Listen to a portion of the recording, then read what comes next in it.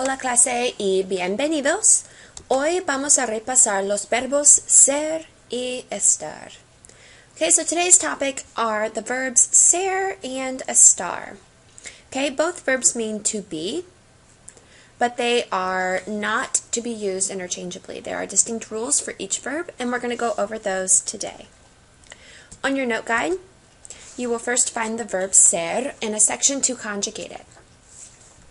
Okay, remember the conjugation of ser as soy, eres, es, somos, sois, son.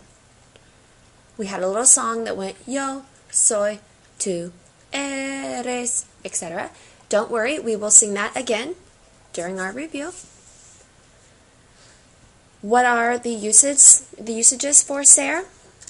Okay, we have the acronym DOCTOR. So what that means is that anytime we are D, if we're describing something, okay, if we're describing a noun, we need to use ser. So for example, my dad is funny, the grass is green, etc. And this is the description that's generally associated with that person, place, or thing. Number 2, occupation, if we're talking about what someone does for a living. So my husband is a teacher, my dad is a farmer, etc. Number 3, or C, characteristic, again, much like description, if you're giving the characteristic of someone. So she is very nice, he is a hardworking person, etc. T, telling time. We all sang the song last year that said, es la una, son las dos. Okay, so if we're telling the time of the day, also if we're telling like the day of the week, so it's Monday, it's Tuesday, or the month of the year, it's February. Anything to do with telling the time or the date, that is ser. Okay? And O for origin, that's where someone comes from. This is origin and nationality. So I am from Cuba, I am Cuban. Or they are from Puerto Rico, they are Puerto Rican. And then lastly, relationship. That can be any type of relationship. For example, this is my backpack, that is his shoe. Or even personal relationships. So he is my friend, they are boyfriend, girlfriend, etc. Okay, so we're going to look at some example sentences here, not only to help you get familiar with the DOCTOR acronym, but to also work on your translating skills and to show you some examples to look back on when you're reviewing your notes. Okay. So we have here our example sentences. We're going to do number 1 together, and then I'm going to set you on your own to do O through R, translate on your own, and then we'll review them. Okay, so number 1. The boys are tall. How would I say this in Spanish? We know that for R, we're using the verb ser. Okay, so let's go word by word here. What are the boys? You would write los chicos are, son, and then tall, altos. Okay, please pause me and work on letters O through R.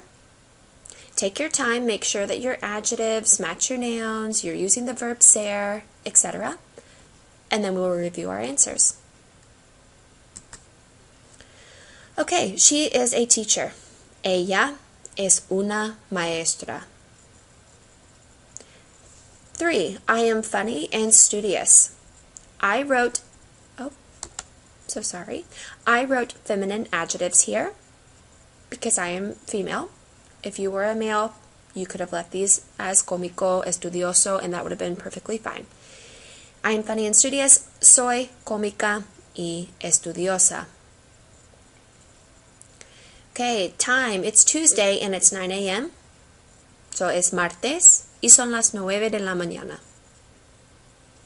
They are from Indiana. Son de Indiana. She is my friend. Ella es mi amiga. Okay, let's look at the verb estar.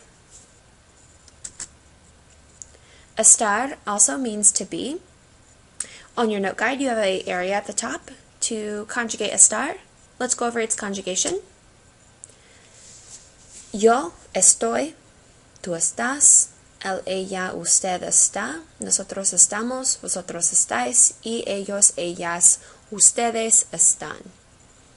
We sing a song for this verb. that went estoy, estás, está, estamos, estáis, están. Okay, most of you are very good at that song and had no problems conjugating estar. For usages, we have another acronym to help us remember when to use estar. That acronym is place. So you need to use the verb estar anytime you're talking about the position of something. So if you said the students are seated, the teacher is standing. Okay, that's their current position.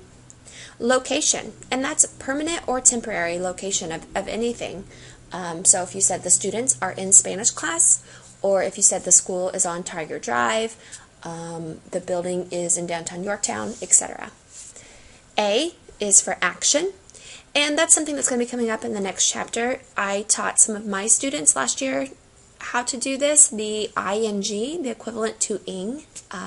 So for our preliminary review, the A is really not relevant. We will do a practice one with it, but we'll get into that in Unit 1 on how to ing in Spanish. So what I mean when I say ing is I am studying, she is walking, they are talking. That's what I mean when I say ing. And C for a condition, that can be any type of condition. So whether you're saying it's cloudy outside, oh, please forgive me. We want to not show that message again. So for a condition, it's cloudy outside. You could say está nuboso.